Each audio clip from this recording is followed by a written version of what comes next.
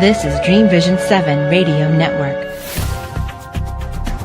Welcome to The Anxious Voyage. If you think that title sounds bleak or foreboding, one of two things must be true. You're very lucky, or you need to get out more. On this program, we share stories of life and living. We compare notes. We discover commonalities. We accept that life is a glorious, heartbreaking thing, and we embrace and celebrate all of it. Take the ride with us. We're glad you're here. Now, here's your host, Mark O'Brien.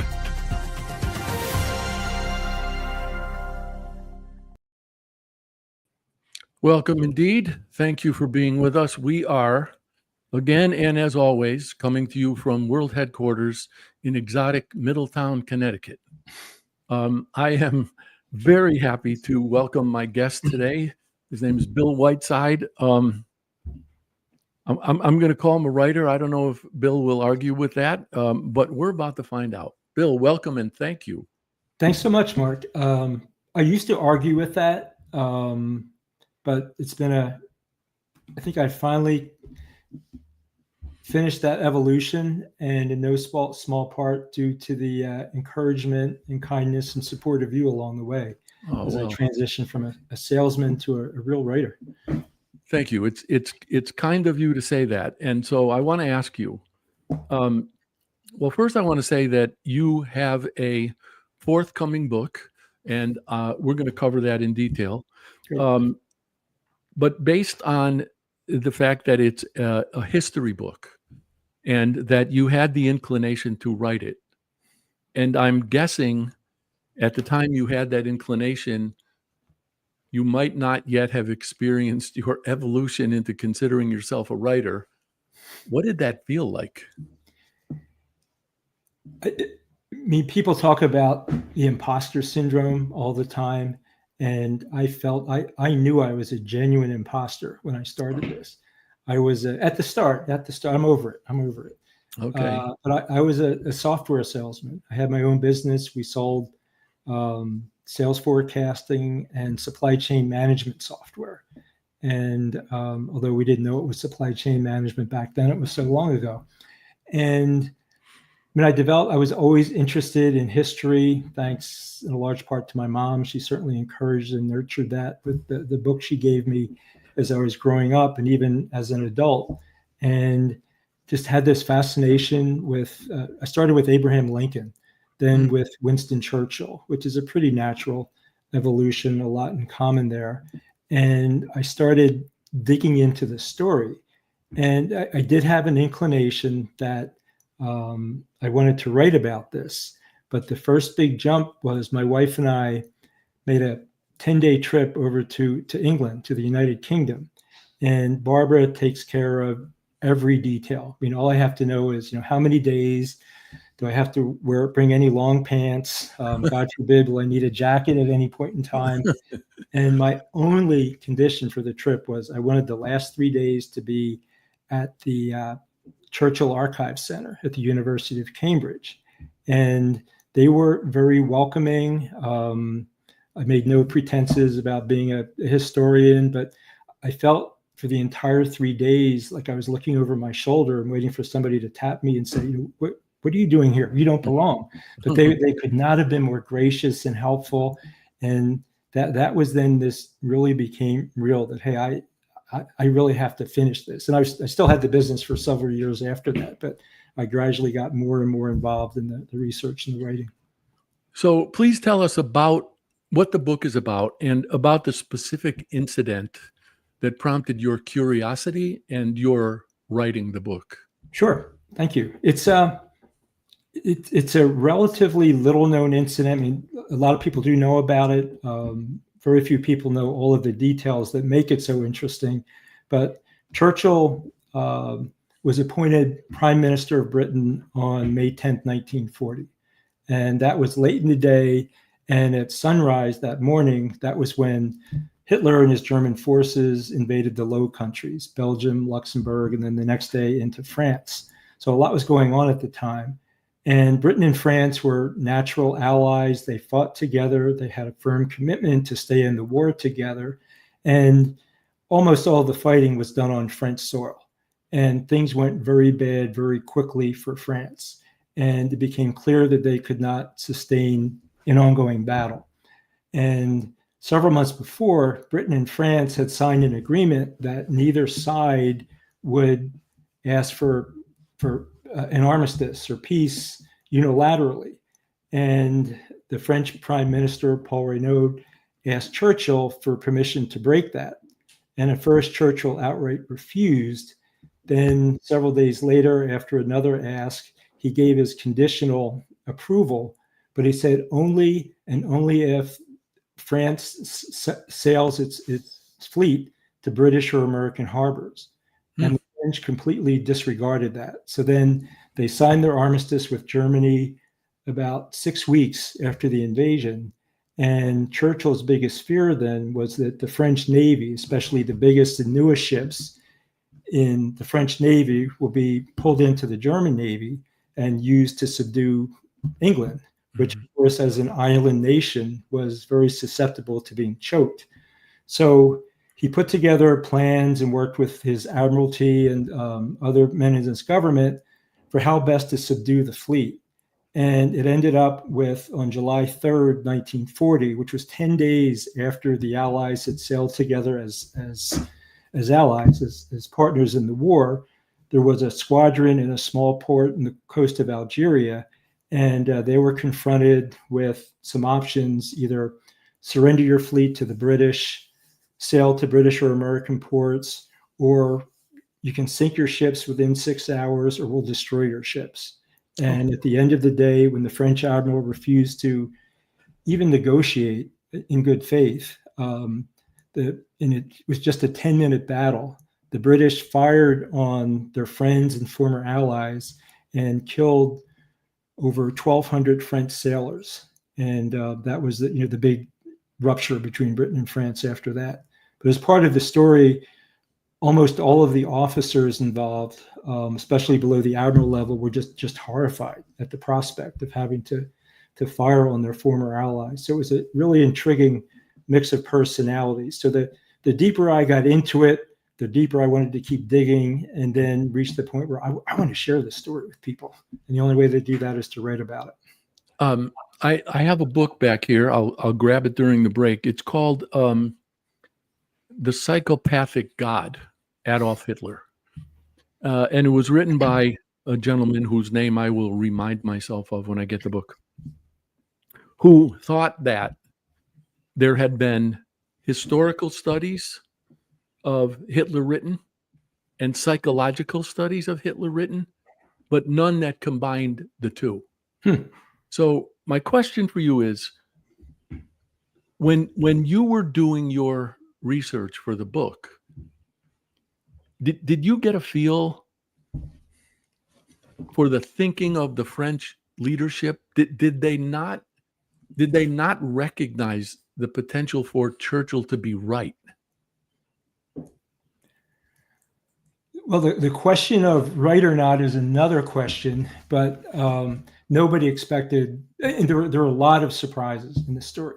One was the French certainly did not expect the British to open fire, or for Churchill to, tell his admirals that they had and captains that they had the right to fire on their former allies. So they primarily, it was one French admiral, really thought that the British were bluffing and that there was no way he was going to go through with it.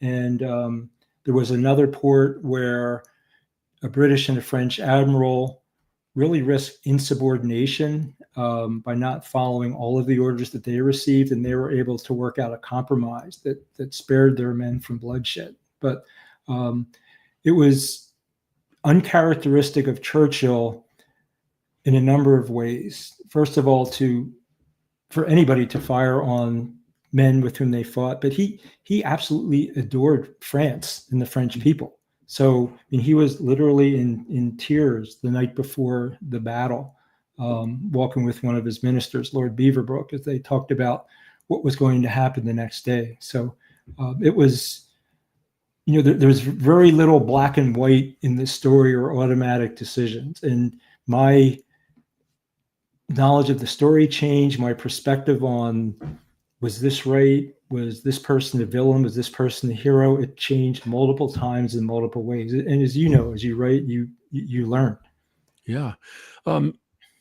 Given, and I'm in all likelihood, I'm going to simplify and maybe grossly, but given the ease with which it seems to me that Germany took France, did the French leadership not understand the likelihood Churchill perceived that their navy would be, for lack of a better term, conscripted by the Germans? That they didn't see that?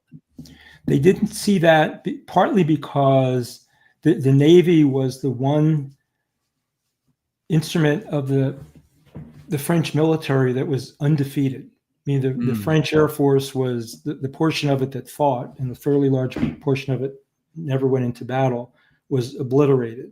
And I think 90,000 Frenchmen were killed within a matter of 5 or 6 weeks. So the infantry was just decimated. But it's partly a matter that there weren't many sea battles during that period, but the French Navy had a high degree of independence.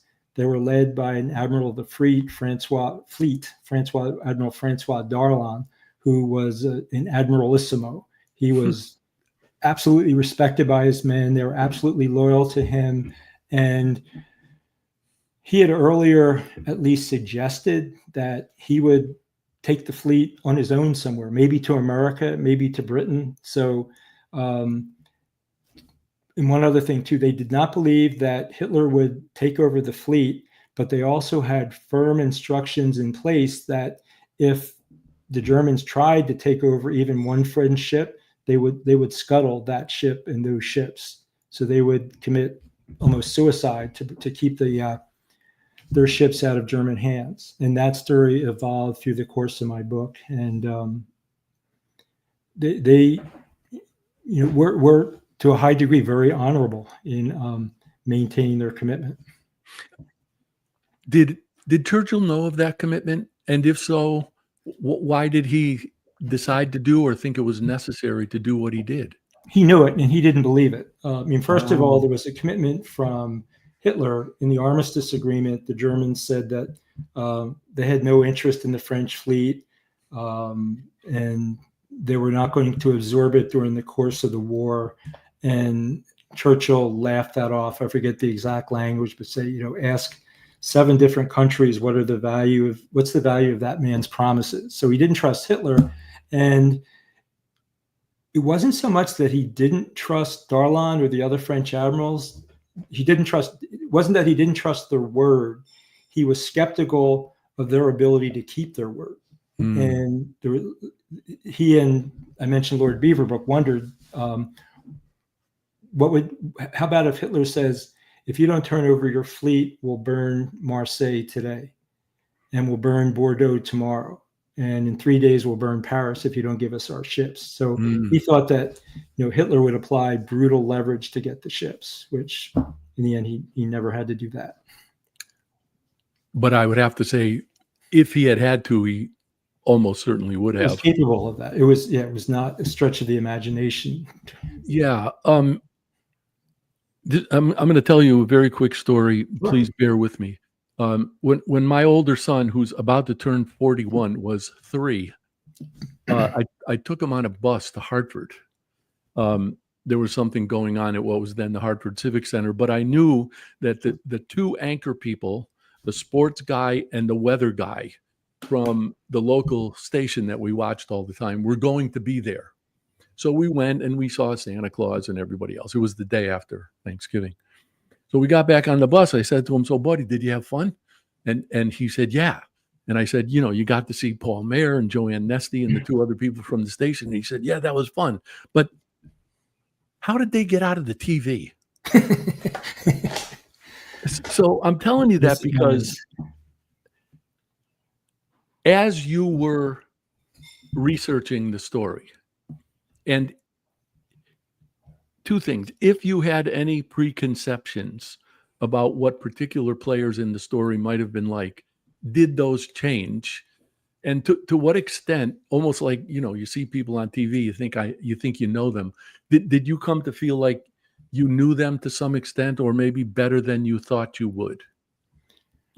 I did. And yes, my perceptions changed multiple times in multiple degrees. I mean, going into this, in my mind, Churchill was the absolute hero. In my mind, he absolutely had to have the British fire on the French fleet. And I felt like I had a blessing in having Admiral Darlan as an automatic villain. And neither case proved to be precisely true. There were nuances on both sides. There are reasons why Churchill didn't have to do everything that he did, although eventually I feel he did the right thing. Darlan was an interesting character with many dimensions. And Churchill said after the fact that if he had sailed away with the fleet, he would have been a Charles de Gaulle to the 10th power, because he really could have controlled a big part of the destiny of France. And he decided not to do that. And he made things worse for himself later in the war, where he collaborated with the Germans. Oh. And you and I were talking earlier about murdering your darlings. And you have to cut things from your book. Yeah. And there was a great quote I found about him from Brendan Bracken, an aide of Churchill's. And I ended up having to cut it from the book. But Bracken said that Darlan is a Judas who will not hang himself. There are a few books that I firmly believe should be required reading. And this might strike you as odd, but one of them is positively Frankenstein.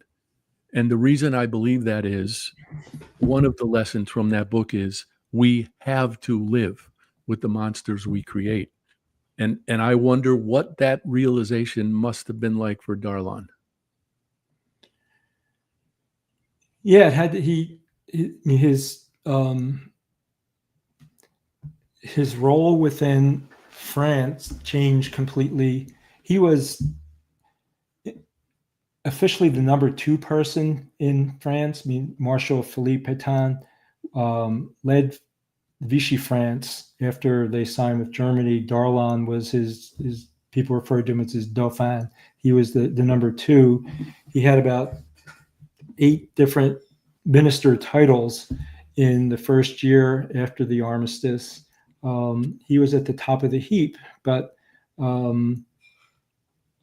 Hitler didn't like him, which worked against him for that. So he eventually lost a lot of his responsibilities in favor of someone who was even more collaborative with Hitler.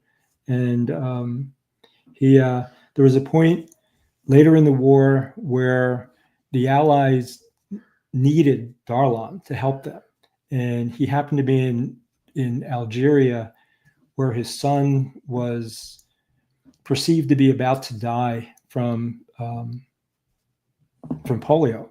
And Darlan went to visit him there. And strictly by coincidence, America, Britain, and France invaded Algeria, I think it was 3 days later.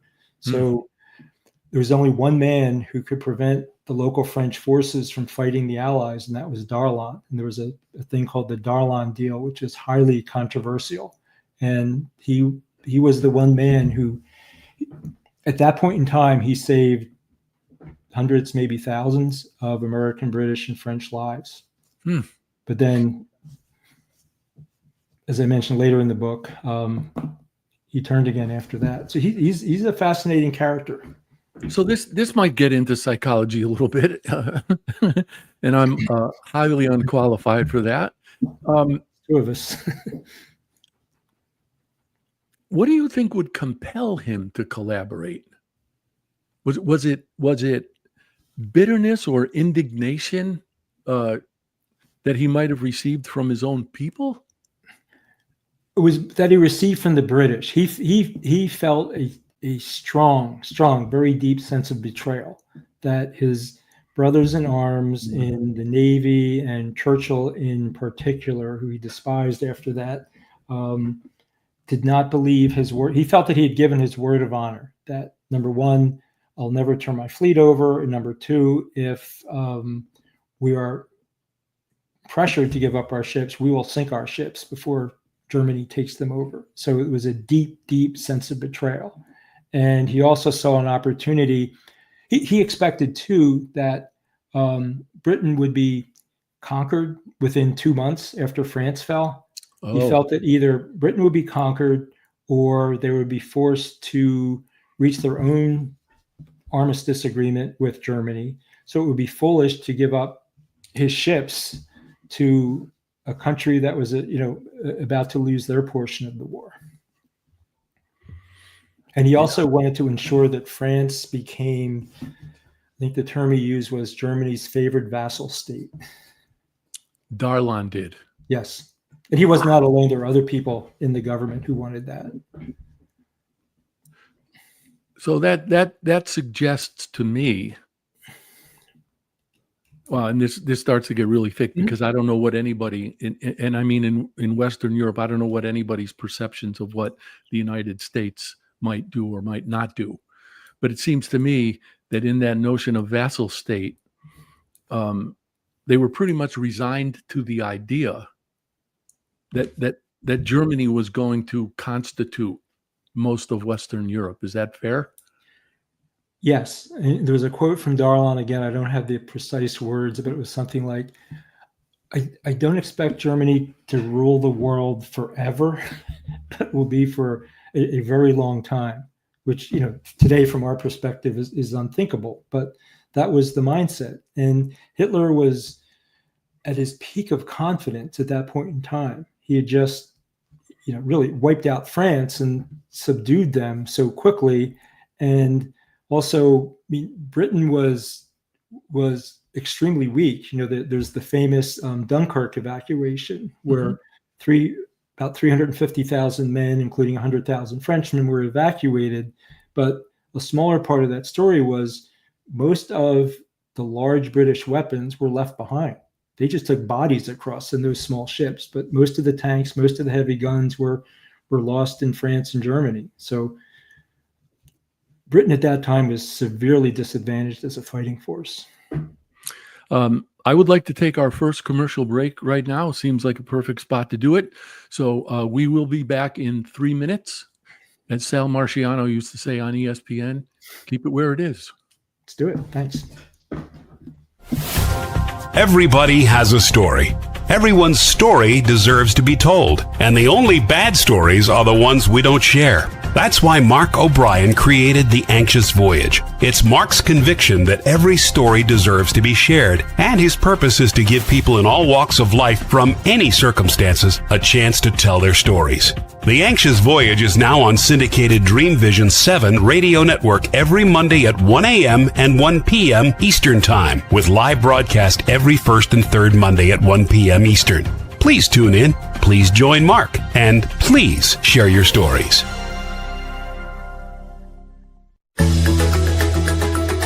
Ever wonder what it's like to have your own radio show? Well, wonder no longer, because you can dip into the radio airwaves by being host for the day on syndicated Dream Vision 7 radio network. It's a fabulous way to get your radio feet wet. It's an opportunity to market your business, modality, or book. Have a guest, mention a sponsor, and take callers. Or you may want to facilitate a lesson by going solo. It's up to you. Listeners can be online, mobile, in cars with Bluetooth, or listen through Amazon's Echo by asking, Alexa, play Dream Vision 7 Radio Network. For more details, go to dreamvision7radio.com and click on Host for the Day.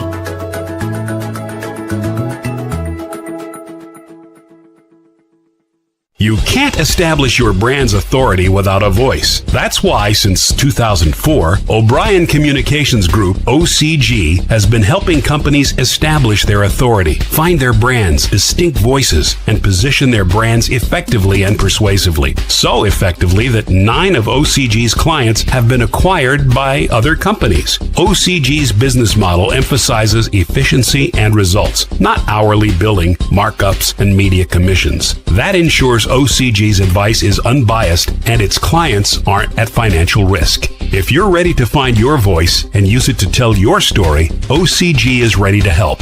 You can find O'Brien Communications Group on the web at o'briencg.com.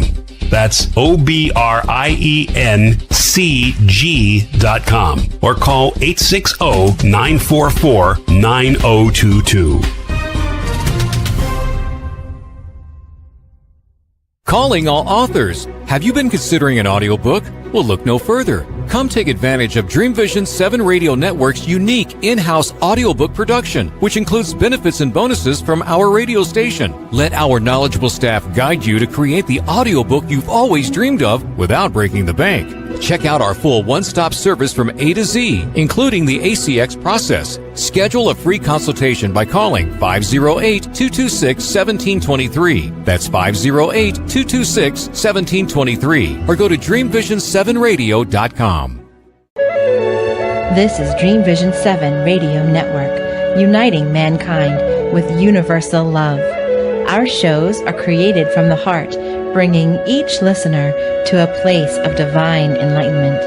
Breathe, relax, and enjoy. Let life flow. Hello, everyone. Welcome back. Bill, thank you. It's good to have you.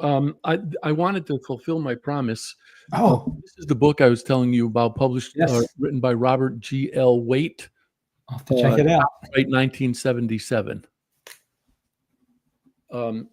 And I will also tell you, since we're here, there is a fascinating story at the very beginning of this book about this painting.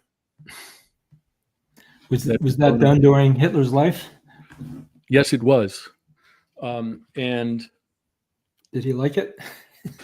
It was painted by somebody named Richter, who, after he painted this, was lucky to escape with his life.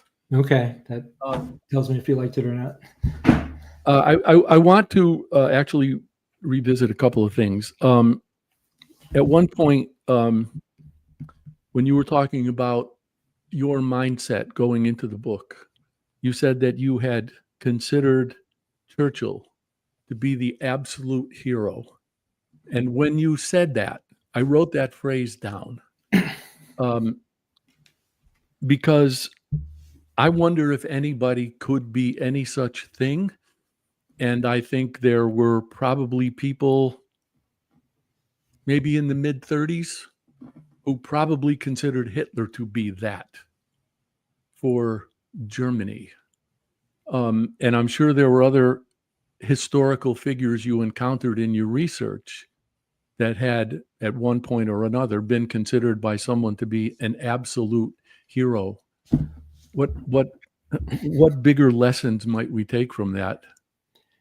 You know, I mean, absolute was a poor choice of words by me. No, I don't think it is, actually. I still believe Churchill is a hero, but like any leader, any human being, he had his flaws and faced enormously difficult decisions. But yeah, there were certainly at least one nation where I think a majority of the people considered Hitler a hero for that point in time, coming out of World War I and being subjected to the terms of the Treaty of Versailles. He had a natural platform to build on. Unfortunately, there were a lot of toxic aspects as part of that too. But yeah, there are no perfect heroes anywhere. I think it comes down to the overarching weight of good attributes versus imperfections, and how toxic the imperfections are in terms of whether someone's a hero. And also it recalls for me the term you used at the very beginning about evolution. And it's fascinating, and this is a tangent to be sure, but to observe how people's motivations change. So actually that brings me to ask you a question about the British Navy. Are you familiar with a book called Bloodlands? Europe not. between No. Hitler and Stalin. It was written by a guy named Timothy Snyder, who's a professor of history at Yale. And according to him, what came to be known as the final solution of the, quote, Jewish question was somewhere around option number 5 or 6 for Hitler. And one of his plans, I can't remember them all, but one of them was to move European Jews to Madagascar. But he felt constrained by the fact that, in his estimation, the British Navy effectively ruled certainly the Atlantic. So I don't know if any of that appears in your book, and I'm sure you know this even better than I do. What came to be known as the final solution wasn't even meaningfully put into effect until the point at which Hitler already knew, whether he was ready to admit it or not, that he was not going to win the war. I think my sense is that started much earlier than that, but Okay. To me, the Holocaust is just too horrific and too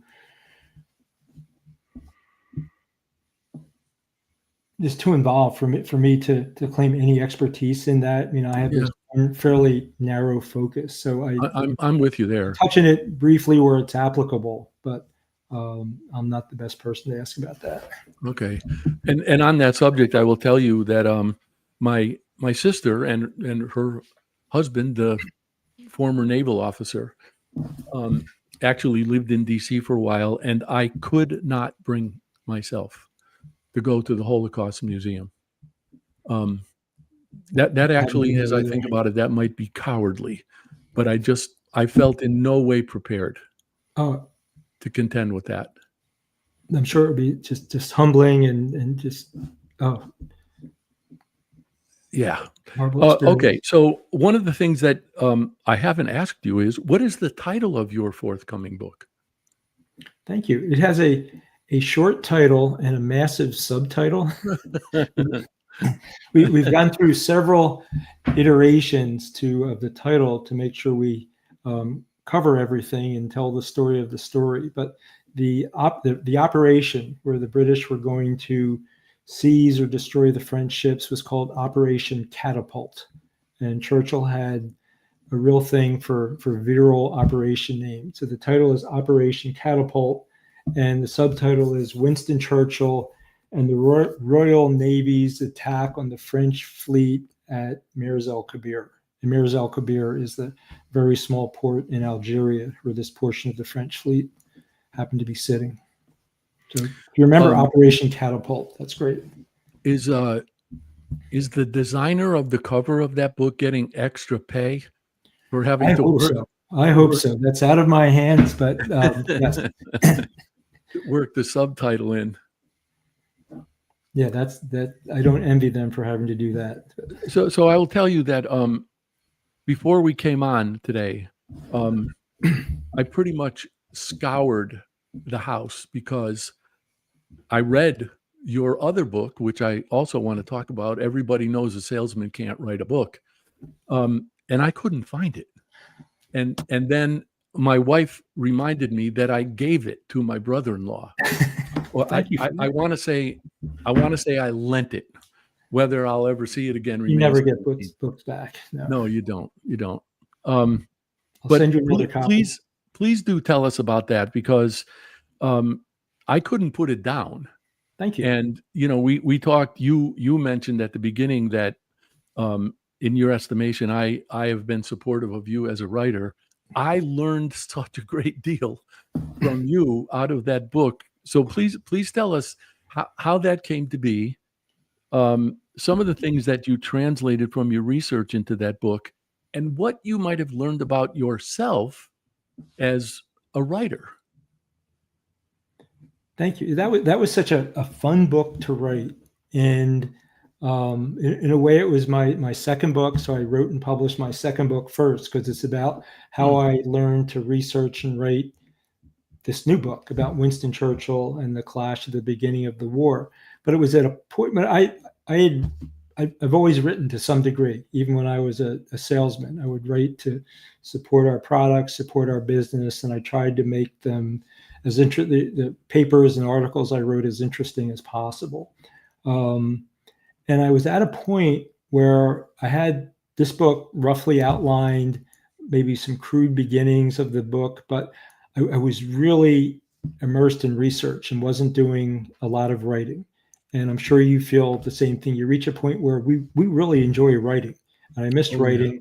So I thought, let me start writing, even if I never share it with anybody, about some of my own experiences. So it started with a single story. And I think the first story I wrote was about Compiègne, which is a town about 45 miles outside of Paris.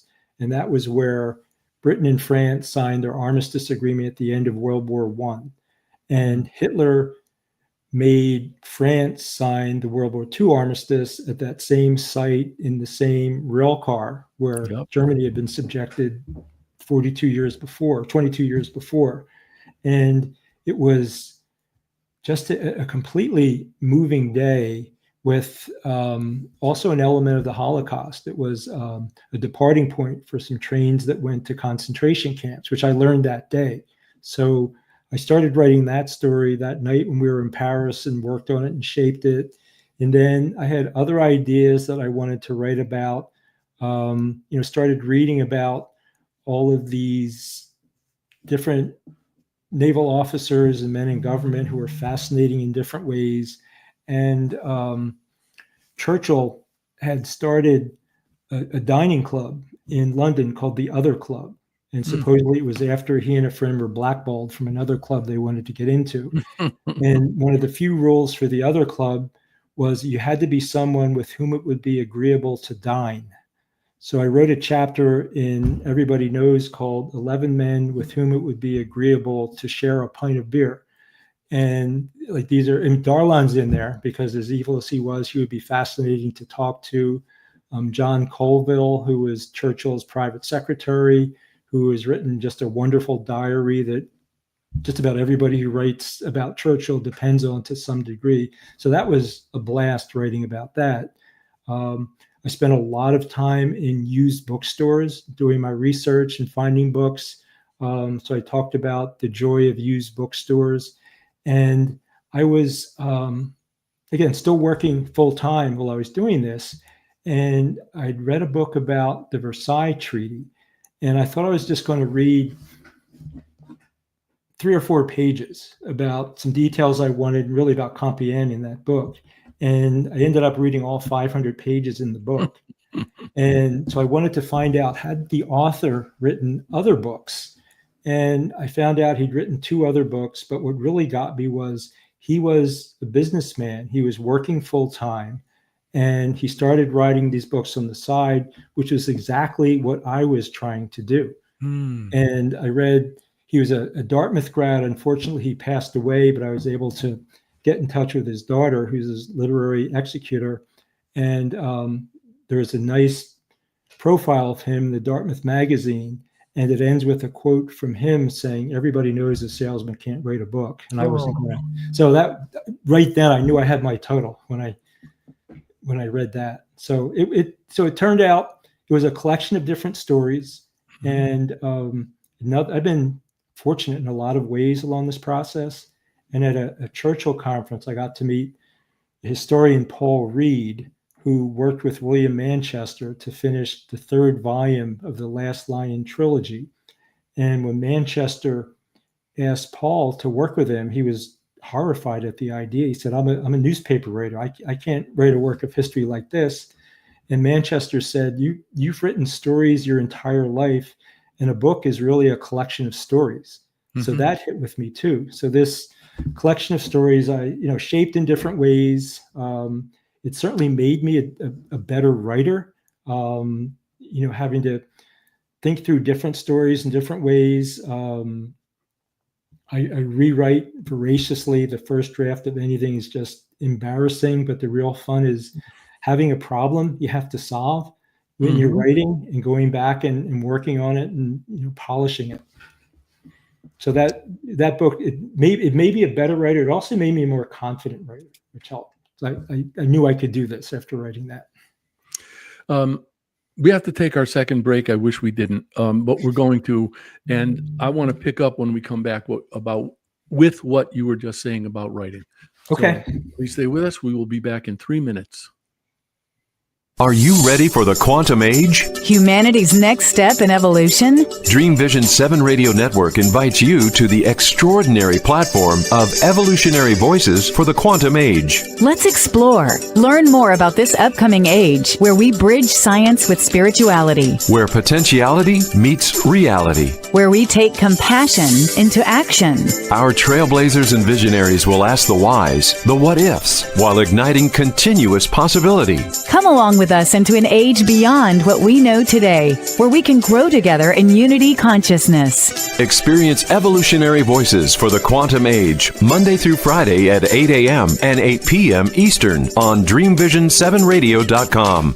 You can't establish your brand's authority without a voice. That's why, since 2004, O'Brien Communications Group, OCG, has been helping companies establish their authority, find their brand's distinct voices, and position their brands effectively and persuasively. So effectively that 9 of OCG's clients have been acquired by other companies. OCG's business model emphasizes efficiency and results, not hourly billing, markups, and media commissions. That ensures OCG's advice is unbiased and its clients aren't at financial risk. If you're ready to find your voice and use it to tell your story, OCG is ready to help. You can find O'Brien Communications Group on the web at o'briencg.com. That's OBRIENCG.com, or call 860-944-9022. Calling all authors. Have you been considering an audiobook? Well, look no further. Come take advantage of Dream Vision 7 Radio Network's unique in-house audiobook production, which includes benefits and bonuses from our radio station. Let our knowledgeable staff guide you to create the audiobook you've always dreamed of without breaking the bank. Check out our full one-stop service from A to Z, including the ACX process. Schedule a free consultation by calling 508-226-1723. That's 508-226-1723. Or go to DreamVision7Radio.com. Everybody has a story. Everyone's story deserves to be told, and the only bad stories are the ones we don't share. That's why Mark O'Brien created The Anxious Voyage. It's Mark's conviction that every story deserves to be shared, and his purpose is to give people in all walks of life from any circumstances a chance to tell their stories. The Anxious Voyage is now on syndicated Dream Vision 7 Radio Network every Monday at 1 a.m. and 1 p.m. Eastern Time, with live broadcast every first and third Monday at 1 p.m. Eastern. Please tune in, please join Mark, and please share your stories. This is Dream Vision 7 Radio Network, uniting mankind with universal love. Our shows are created from the heart, bringing each listener to a place of divine enlightenment. Breathe, relax, and enjoy. Let life flow. Welcome back, everyone. Bill, thank you for staying with me. Thanks, Mark. You may be aware, I don't know, that I'm not somebody who accepts it when somebody else tells me they can't write. I just don't buy that, because I believe if you think and you can talk, you can write. But I also understand why, at least initially, some people think they can't write. So I want to share two things with you. Sure. As the late blooming college student I was, I'm going to say probably somewhere around the age of 30, at Trinity College in Hartford, I was asked to be an assistant for the freshman composition class. And that was traditionally assigned to the low man on the totem pole in the English department, who that year happened to be a brilliant man named David Langston, whose PhD was in intellectual history. I think probably for the first 2 weeks or so I was ever around the guy, I just kept my mouth shut because I was afraid the only thing I could do in that man's presence was flaunt my ignorance. But he turned out to be just a really good guy. And he said something to that composition class that probably took about 20 years to sink in for me. And what he said was, you can't learn to write. You can only learn to rewrite. And I'm saying that because of what your reaction to your first draft. And also, one of the guitar players that I admire tremendously is a guy named Robin Ford. For sure. Okay. I know him. I know his work. Somebody asked him, where's the best place to learn to play guitar? And he said, on the bandstand, which is correct. And also, it seems to me, remarkably courageous. And I will also tell you that most of the writers that I know refer to their first output as the shitty first draft. So that's pretty universal. I agree. Yeah. So I wanted to take a little bit of issue with your calling your first draft embarrassing, because I think it was probably no such thing. And I think I need to invoke your use of the word evolution again, because I think the refining of a manuscript is absolutely a process of evolution. And I think writing generally is a matter of evolution, because I now consider some of the things that I wrote earlier, at least on a relative scale, to be inferior. But that's not as harsh a judgment as it might sound, because I recognize that I've evolved. I'd love to say I've grown as a writer. Have you acknowledged that about yourself? Have you given yourself, I don't know if I should say points or grace for that? Oh, I have. Yeah. I mean, there's a piece I wrote years ago, was personal about our family. And I at the time, I wanted to make sure I finished it so my father could read it before he turned 50. I was afraid my father was going to die before he turned 50. And he hung on till he was 92, 93. So yes. And I thought it was great at the time. And there's a friend from college who I mentioned in there, and every once in a while I'm tempted to share it with him. And I look back on it, and I was, I'm a good writer now. I was not as anywhere near as good a writer back then. So I would have to do some polishing before I'd want to share it with somebody else. But does that college friend know what you've done since? Does he know about the? Yeah, we're in touch. Yeah. So, but so he would understand. And it wasn't like he was a close friend. It was an incident in a hockey game. So but maybe I'll take that. I also want to say that I'm not somebody who believes in so-called writer's block. And in his book, The War of Art, Stephen Pressfield calls it the resistance monster. Mm-hmm. I may very well be wrong, but I don't believe I have one. And I think the reason that I don't, have you ever read Hemingway's A Movable Feast? Many, many years ago, yeah. Okay. Actually, there's a lot of reasons why I think that book demonstrates Hemingway to be the clown that I ultimately thought he was. And by virtue of taking 2 courses on him by a gentleman named Paul Smith, who was a founding member and first president of the Hemingway Society, I feel like I've earned the right to do that. But Hemingway always said that a writer would never write his memoir until he was washed up creatively. And that book, I think, is the most beautiful thing he ever wrote.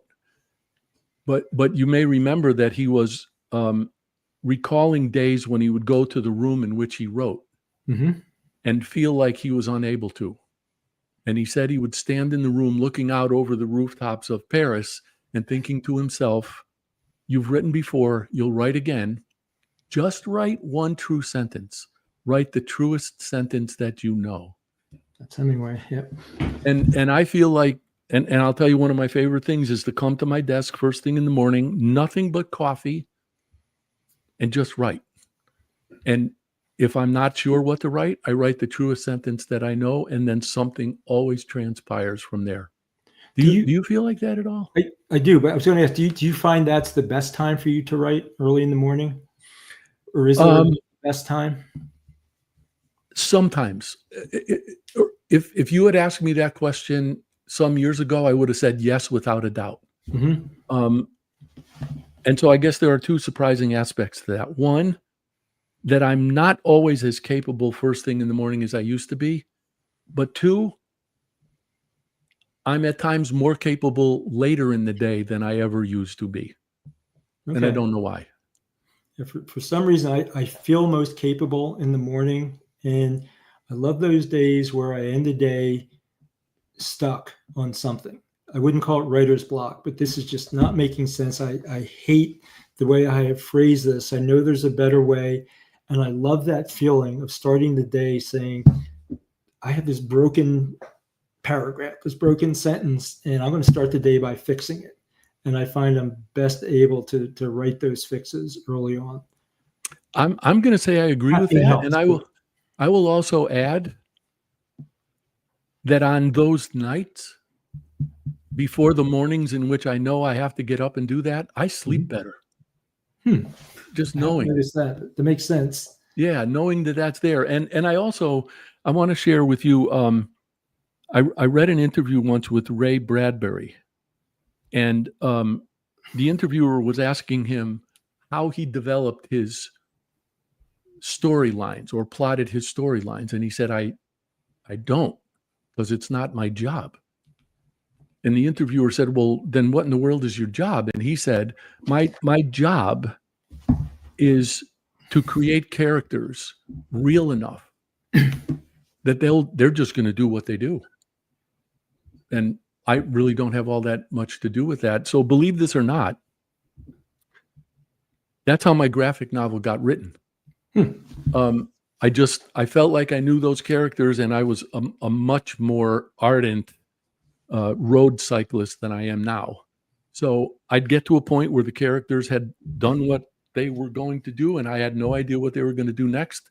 And I'd go out on my bike for some hours and come back and have something like 60 to 90 minutes of absolute clarity. And just spend that time writing, and then just let it go till the next time the characters did what they would do. Sometimes you need that break. It's healthy to step away from the screen, and I think some things start to fall in place where you're away. So I have two questions related to that about writing history. One, given the fact that all history is subject to interpretation, and two, effective tellings of history depend on engaging narrative. Do you ever feel like that when you're, I guess I want to say, researching and reflecting on actual historical characters? Do you think the narrative presents itself? What do you find your role to be in presenting it? I think it's, I'm a huge fan of the historian Rick Atkinson, and he wrote the Pulitzer, one of the first of his first book in his trilogy about World War II. He won the Pulitzer for that. And now he just came out with a second book about the American Revolution. And listening to him, I made a point to see him speak in person at one point. He talked about the advantage of outlining. And that gives you the foundation of the story. You can outline, a lot of people outline fiction too, but it helped quite a bit with history.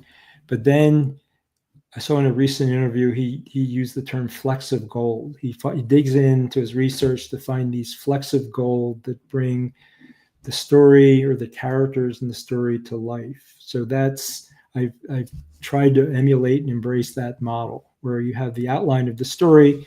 Some facts, a lot of the facts, most of the facts are indisputable, but then there are the nuances, there are the character traits, the character flaws, the decisions that could have gone one way or another.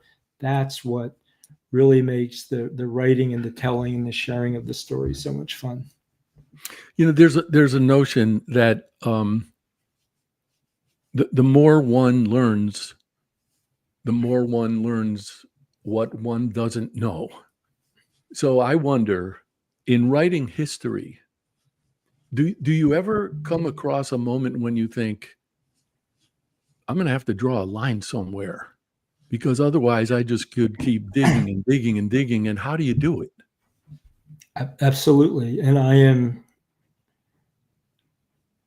undisciplined at times in terms of not drawing that line and going down into the rat's nest and finding all these different strands and strings of history that are probably accurate and without a doubt fascinating, but they have no bearing at all on the project, the book that I'm working on. So I have to, almost slap myself and stop. You really have to focus on what you're here to do.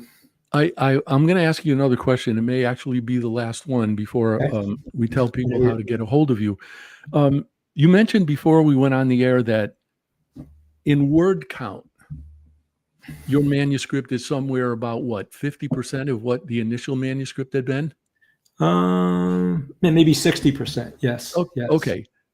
Do you think, or have your editors ever expressed to you their gratitude for the fact that you wrote, I don't know how else to express this, but wrote maybe more than you needed to, rather than having left things incomplete that you really should have filled in?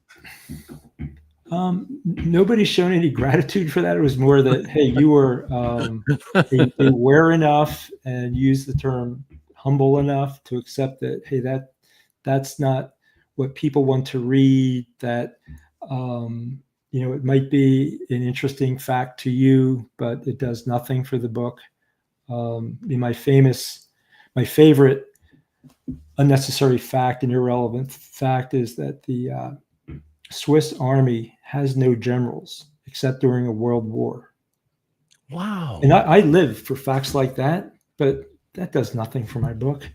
But wow. So I have to be, I know you're going to spend the rest of your day ruminating on that. I know. No, I'm going to spend at least 3 hours of the rest of my day researching that.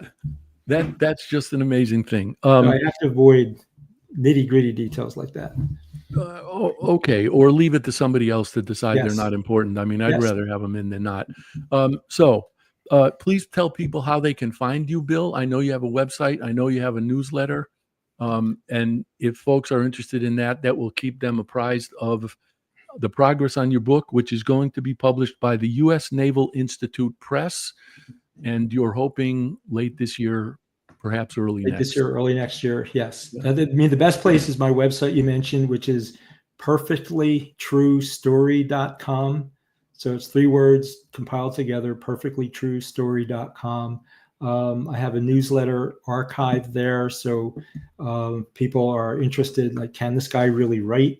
Back issues of the newsletter are there. There's some other writings, and it's going to be, it's more and more information, like the cover and the publication date come through on the book. I'll be updating information on LinkedIn, but also pointing people to the perfectlytruestory.com website for information. So thank you for mentioning that.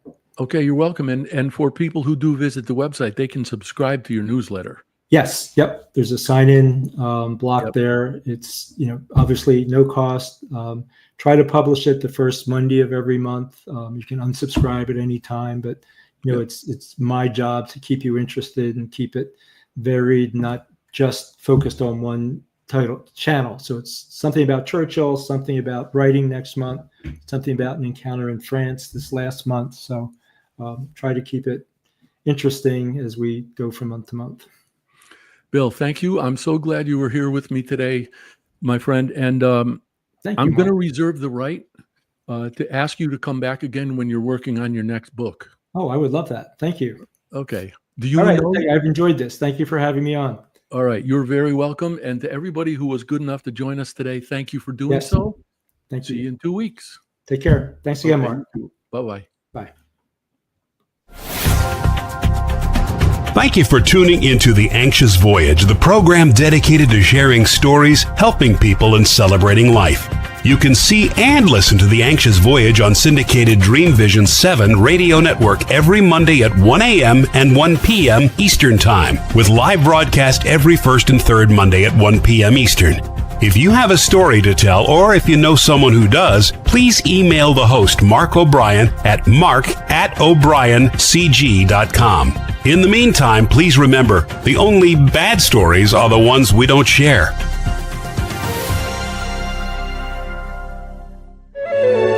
This is Dream Vision 7 Radio Network, uniting mankind with universal love. Our shows are created from the heart, bringing each listener to a place of divine enlightenment. Breathe, relax, and enjoy. Let life flow.